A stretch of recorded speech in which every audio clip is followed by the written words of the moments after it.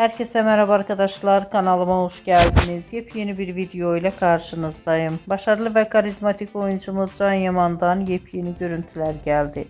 Ben de bu görüntüleri sizler için YouTube kanalımda video halinde sunuyorum arkadaşlar. Umarım beğenirsiniz. Videomu beğendiyseniz kanalımı izlemeyi ve bildirim butonuna basmayı unutmayın.